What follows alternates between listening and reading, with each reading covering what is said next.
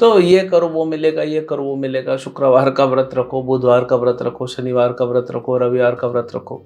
और जो बुद्धिमान है वो सिर्फ एक ही व्रत रखता है, एकादशी का व्रत रखता है। लोग जल्दी प्राप्त करना चाहते हैं, इसलिए आपने सुना होगा, अरे तुम कहाँ कृष्ण की भक्ति करो, तुम करो देवी का भक्ति करो, गणपति का भक्ति करो।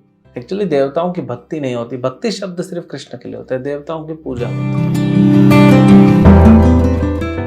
हरे कृष्ण। भगवद गीता अध्याय 7 श्लोक संख्या 20। कामैस्तैस्तैरितज्ञानः प्रपद्यन्ते अन्य देवताः तम तम नियमम् आस्थाय प्रकृत्या नियता स्वया। जिनकी बुद्धि भौतिक इच्छाओं द्वारा मारी गई है वे देवताओं की शरण में जाते हैं और वे अपने अपने स्वभाव के अनुसार पूजा विशेष विधि विधानों का पालन करते हैं। तो भगवान अब क्या बता रहे हैं, जो ज्ञानी हैं वे तो भगवान के पास आते। सबसे पहले भगवान ने बताया 4 लोग जो नहीं आते, 4 कैटेगरी के लोग, 4 कैटेगरी के लोग जो आते हैं। अब जो 4 कैटेगरी के लोग नहीं आते हैं आसुरी प्रवृत्ति के हैं, जो 4 आते हैं वो देवी प्रकृति। इनके अलावा भी कुछ है क्या? इनके अलावा अब आएगा अलग अलग कैटेगरी। पहले तो था कि भगवान के पास नहीं आते हैं, भगवान के पास आते हैं। अब ये कुछ लोग हैं जो भगवान के पास भी नहीं आते और भगवान से दूर भी नहीं जाते, ये कहीं और जाते हैं, आसुर भी नहीं है। तो इनके बारे में बताया कामैस्तैरितज्ञान, इनका जो ज्ञान है, अभी पिछले श्लोक में क्या बताया, ज्ञानवान माम प्रपद्यते, ज्ञान से शरण लेता है भगवान की, भावुकता से नहीं, समझता है भगवान कौन है, सर्व कारण कारणम, और शरण लेता है। अब अगर ज्ञान ही चोरी कर लिया गया आपका, तो बोलते हैं ना मति मारी गई है। अगर ज्ञान ही चोरी कर लिया तो क्या बचेगा? पूरी तरह नास्तिक नहीं है, श्रद्धा है लेकिन कहीं और है। कामैस्तैर, हृदय में भौतिक इच्छा है, भौतिक इच्छा भोगना चाहता है, भौतिक इच्छा के कारण उसका जो ज्ञान है वो हर लिया गया है। तो ये क्या होगा? ये कहीं और जाएगा। ये कहीं तो शरण ले रहा है, ऐसा नहीं कि शरण नहीं ले रहा है, लेकिन ये कृष्ण के पास नहीं ले रहा है। कहाँ शरण ले रहा है? देवताओं के पास। अन्य देवता, अन्य देवता मतलब भगवान कृष्ण को छोड़ ये अन्य देवताओं के पास जाता है। प्रॉब्लम क्या है? प्रॉब्लम ये है कि जो अन्य देवता है वो भगवान के दास है। तो आप डायरेक्ट भगवान के पास जाओ ना। जब भगवान बोल रहे हैं सर्वधर्मान परित्यज्य मन मना भव मद्भक्तो, जब मेरे पास डायरेक्ट आओ भगवान कह रहे हैं, तो क्यों हम इधर उधर जाना? ये अपनी मर्जी से कुछ ना कुछ करते रहते हैं। जो भी संस्कार होंगे ना, ये अपनी मर्जी से करेंगे, जो भी विधि विधान होगा, पूजा होगा, करते रहेंगे। अब इसमें क्या प्रॉब्लम होता है? जब ये भगवान के दास हैं सारे देवता, तो जो भी मिलेगा भगवान से ही मिलेगा।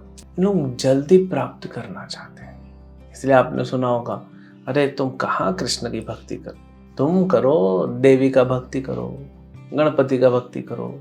एक्चुअली देवताओं की भक्ति नहीं होती, भक्ति शब्द सिर्फ कृष्ण के लिए होता है, देवताओं की पूजा होती है। तो ये करो वो मिलेगा, ये करो वो मिलेगा, शुक्रवार का व्रत रखो, बुधवार का व्रत रखो, शनिवार का व्रत रखो, रविवार का व्रत रखो। और जो बुद्धिमान है वो सिर्फ एक ही व्रत रखता है, एकादशी का व्रत रखता है। भगवान के भक्त एकादशी का व्रत रखते हैं। इतने सारे व्रत रखने का इधर उधर भागने की जरूरत नहीं। तो ये भगवान के पास भी नहीं आते, पूरी तरह नास्तिक भी नहीं, लेकिन इच्छाओं के कारण फंस जाते हैं। तो इनका संबंध कैसे होता है देवताओं का, वो भी भगवान ही बताएंगे और भगवान ही बनाते हैं, वो हम अगले श्लोक में देखेंगे। अभी देखिए, एक कैटेगरी होती है भक्तों की, जिनको पूर्ण विश्वास है भगवान पे, जो पूरी तरह से शुद्ध है, भगवान की भक्ति कर रहे हैं, उनको किसी और से मतलब नहीं। ठीक है, एक कैटेगरी। एक होते हैं अभक्त, जिनको ज्ञान भी नहीं है, जो भगवान की भक्ति भी नहीं करते, जो बस भौतिक संसार में क्यों जी रहे हैं उन्हें भी नहीं पता, बस जी रहे हैं। ये भी कोई जीवन है? पशु जैसा जीवन है। भगवान से जब कोई संपर्क नहीं तो पशु जैसा जीवन हो। खा रहे हैं, पी रहे हैं, सो रहे हैं, पैसा कमा रहे हैं, घर चला रहे हैं, और मृत्यु हो गई, तो क्या फायदा? एक तीसरी कैटेगरी होती है जो शुद्ध नहीं है, अभी वो पूरी तरह शुद्ध भक्त नहीं बने हैं, लेकिन फिर भी जितना भी उनके अंदर भौतिक इच्छाएं भरी हैं, वे भगवान की सेवा करना चाहते हैं। हम सब कैसे हैं? हम सब ये तीसरी कैटेगरी में। हम पूरी तरह शुद्ध नहीं हुए, भक्त नहीं बने, अभी भक्त बनना चाहते हैं, इसलिए भगवद गीता के प्रोसेस को फॉलो कर रहे हैं, इसलिए हरे कृष्ण महामंत्र को जप करते हैं। हमारे अंदर भौतिक इच्छा है, लेकिन पता है कि भौतिक इच्छा पूरी करके भी सुख नहीं मिलने वाला, और 2 दिन का सुख मिलेगा, फिर पूरे 28 दिन दुख मिलेगा, तो उससे तो कुछ नहीं मिलेगा। तो इसीलिए हम क्या करते हैं? हम भक्ति करते हैं, इसको साधना भक्ति कहते हैं। साधना भक्ति क्या होती है? साधना भक्ति गुरु के निर्देश में रह के जैसे कहा गया वैसे करते हैं, भले हमारा मन करे या ना करे, हमारे लिए अच्छा है। जैसे डॉक्टर दवाई देता है, दवाई कड़वी होती है, खाने की इच्छा हो या ना हो खाना पड़ेगा। डॉक्टर बोलते हैं वजन बहुत बढ़ गया है, ये एक्सरसाइज करो, वॉकिंग करो, स्विमिंग करो, मन करे ना करे, नहीं तो वजन बढ़ता जाएगा, गुब्बारे की तरफ फट तो नहीं जाएंगे लेकिन बीमारियों का घर बन जाएंगे हमारा शरीर। तो चाहे हमारी इच्छा हो ना हो हमें करना है। क्यों? हमें इतना पता है कि भगवान से कनेक्शन नहीं है, इसलिए हम तकलीफ में हैं। अब भगवान से कनेक्शन बनाएंगे तो तकलीफ खत्म, आनंद होगा।